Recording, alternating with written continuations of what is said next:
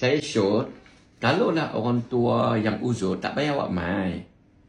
Sebab mai pun saya bagi madu je. Ataupun kalau jauh-jauh, bukan saya tak sudi.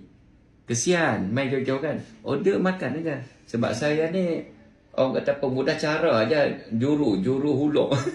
Madu 100%, sodak 100%. Tapi, dah pelanggan nak jumpa. Bila nak jumpa, kita raih yang gitulah. Jadi, ya, siapa yang mai tu, dia boleh berehat. Macam itulah. Yang mai awal kan. Gitulah. Lepas tu, saya rasa cara idea ni dapat berkat lah. Supaya sama juga ada satu kisah berlaku tu, tiba-tiba tengah ramai-ramai ni, tiba-tiba berhenti satu kereta hitam. Satu kereta hitam yang ada crown kan. Ada crown kan. Lepas tu ada crown sat. Lepas tu dia masuk 5 orang.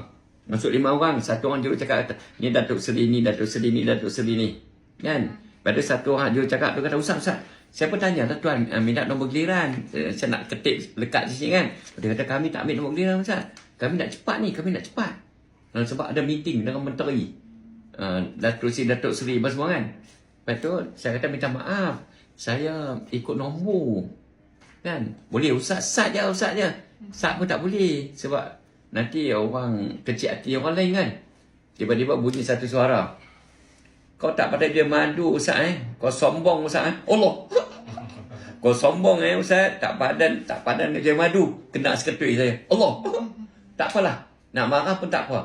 Janji jangan Allah marah saya. Gitu je. Macam mana tuan? Kena seketui. Sebab tu yang saya straight tu. Tak kira siapa. Kemarin ada saudara kan. Kemarin kan ada saudara kita main kan. Orang dalam kampung ni. Dia main adjust. Mak mentua dia nak cepatkan mak mentua dia. Kata tak boleh. Oh takkan tak boleh. Tak boleh. Apa boleh cara buat macam tu? Tak. Saudara pun. Saudara lah. Dah main lewat lah. Kalau nak nombor awal, main awal. Orang tengah ramai. Dia nak adjust. So masukkan mak mentua dia. Tak boleh. Tak boleh. Saudara pun tak boleh. Sebab kita takut kemurkaan Allah. Jadi, saya minta tolong, saya minta maaf, harap-harap pelanggan-pelanggan saya semua yang main ni semua tetamu-tetamu saya. Saya kena raih semua. Sama juga dengan harga. Pening. Tak korang ni. Macam-macam. Tak, harga tu je. Nak belilah, tak beli tak apa. Kan? Ni saya tak bawa duit ni Ustaz. Saya minta 100 beli. Tak boleh lah. Yang syoknya, tak boleh. Saya tak ada duit Ustaz. Tak boleh. Tapi saya nak madu ni. Tak apalah. Tuan balik dulu. Bila ada duit, tuan main lah. Duit Ustaz dia pergi ambil kat kereta. Ada pula duit. Jadi kita tak mau nak sangka buruk apa. Minta maaf banyak-banyak. Macam itulah. Saya harap. Takut hilang berkat. Hilang berkat habis. Hidup ni bila hilang berkat. Bila Allah Ta'ala dah marah, tak guna dah. Jadi, tambah pula kita melibatkan sakit. Sakit ni Allah yang sembuhkan. Jadi kita kena jaga Allah lah. Kan? Yang bagi sakit Allah, yang bagi sembuh Allah. Betul tak?